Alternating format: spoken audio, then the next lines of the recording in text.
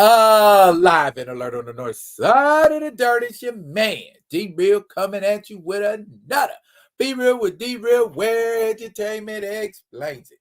Why am I yelling? I don't know. Let me calm down. Godzilla Minus One. I promised a review. I gave you a fresh out the theater reaction. I've had time to mull over my reaction, and it hasn't changed. I feel exactly the same way I felt about it when I did the fresh out the theater review. But we're gonna get into my fresh out the theater reaction, and we're gonna talk a little bit about Godzilla Minus One. I'll try to be as spoiler free as I can be. If I cannot, then very well, and shall not be done. Anyway, let's get to doing what we need to do so we can do what we want to do. Comment, like, subscribe, and share the Be Real with D-Real page so that when the material comes out, you get it.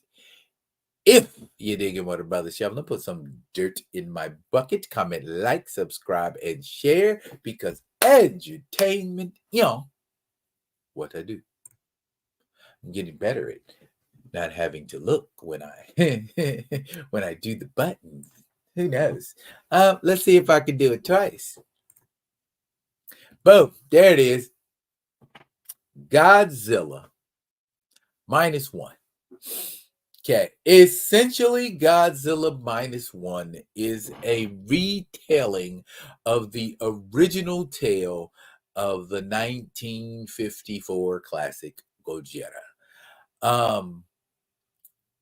Godzilla is, for all intents and purposes in this movie, similar to a force of nature. The story basically boils down to a gentleman in the movie, your protagonist, I guess, is what you would call him. That is a fella by the name of Koichi Shigeshima. Koichi Shigeshima is a pilot in the Japanese army. By the way, this Godzilla is a period piece.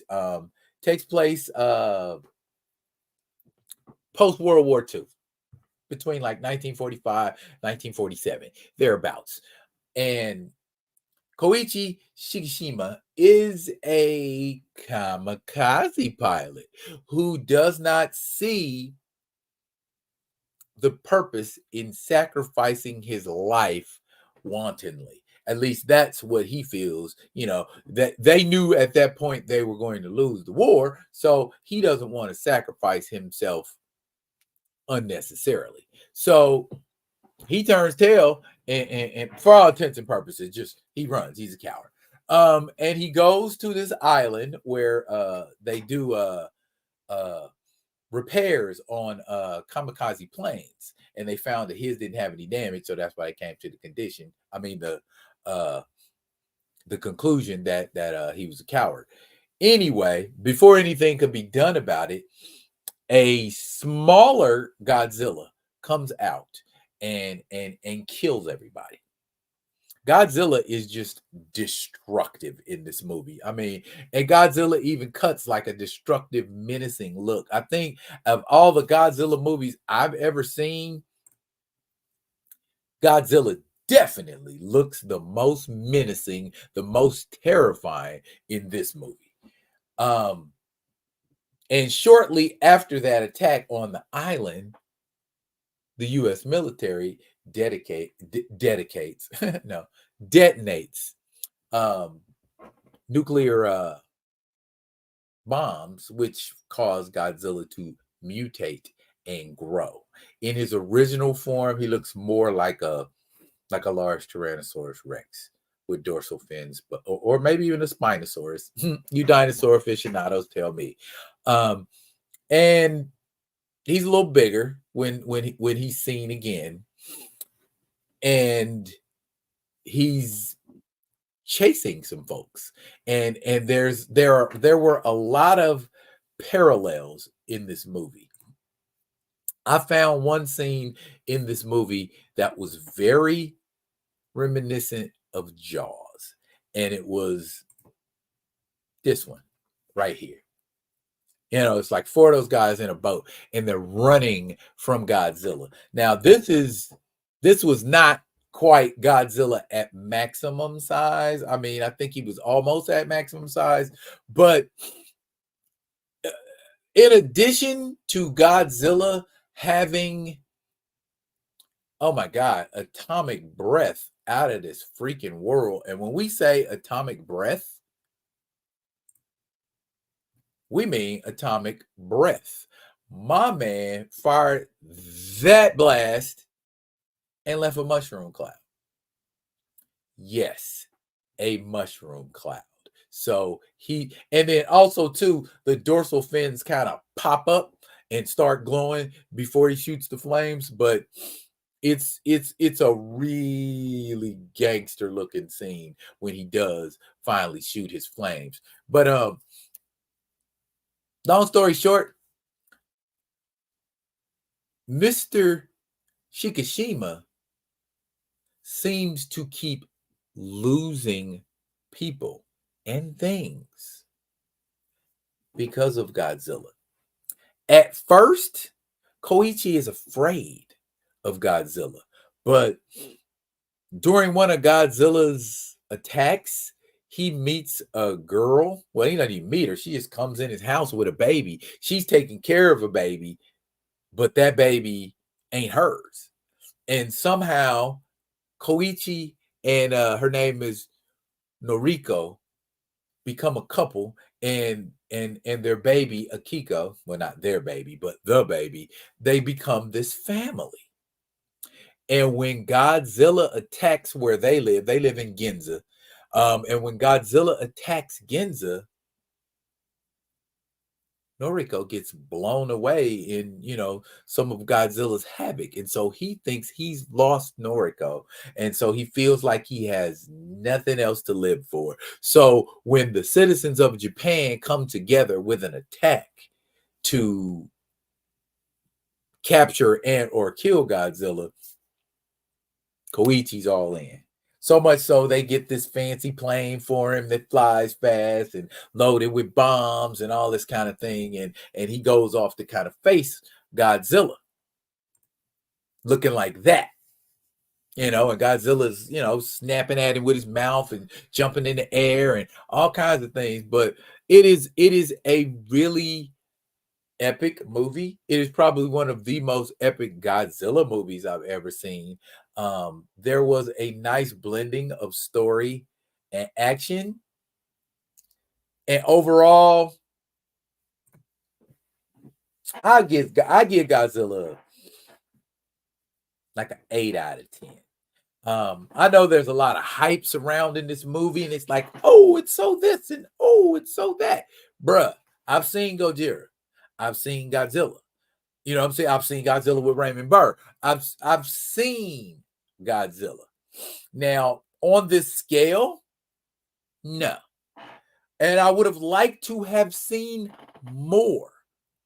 Unfortunately, I think Godzilla only has something like, I don't even think 30 minutes of airtime. I don't even think, I might have to go back and count it, but I don't even think Godzilla had 30 minutes of airtime in the entire movie. Maybe that's why it did so well with non-science fiction fans, because there was more story in this Godzilla movie. There was more pathos in this Godzilla movie than you usually see. And a lot of us are used to the parody version of Godzilla, the sci-fi version of Godzilla, the monster fighting Godzilla.